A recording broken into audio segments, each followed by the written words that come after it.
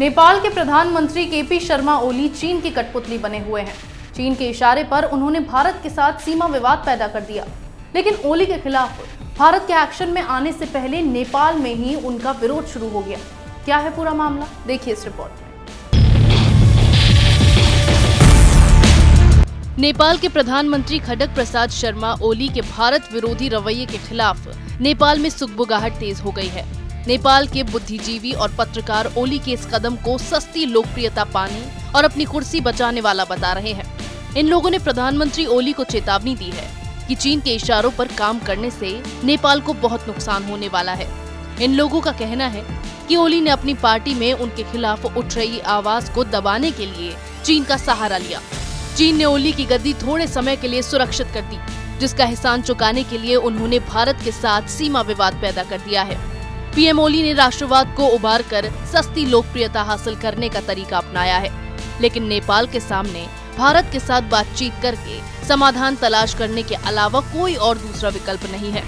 दरअसल नेपाल ने नए विवादित नक्शे को शामिल करने के लिए संविधान की 3री अनुसूची में संशोधन करने की प्रक्रिया शुरू कर दी है।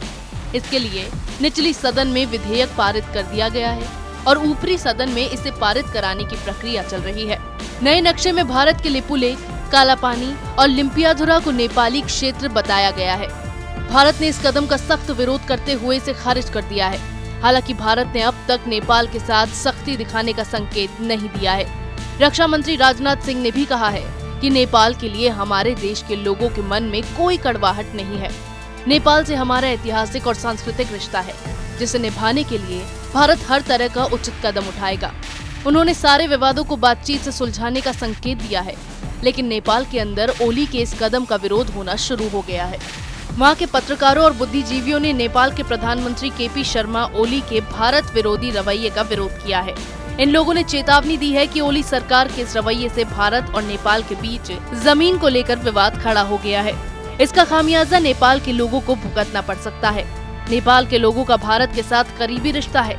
नेपाल के लोगों को भारत में रोजगार मिलता है। भारत ने अगर नेपाल के खिलाफ सख्त रवैया अपनाया तो यहाँ की आर्थिक स्थिति खराब हो जाएगी।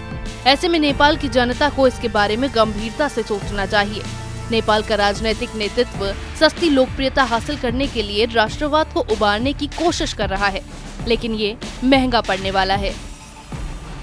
नेपाल के प्रधानमंत्री केपी शर्मा ओली के खिलाफ आवाज उठना शुरू हो गई है।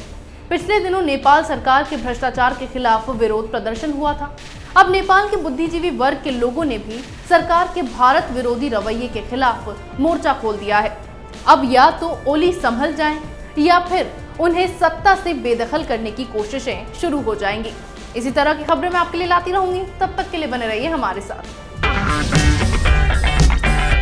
अगर आपको हमारा वीडियो पसंद आया हो तो इसे लाइक करें, हमारे चैनल को सब्सक्राइब करें और हाँ, बेल आइकन दबाना ना भूलें ताकि आप तक हमारे वीडियो की नोटिफिकेशन पहुंचती रहे।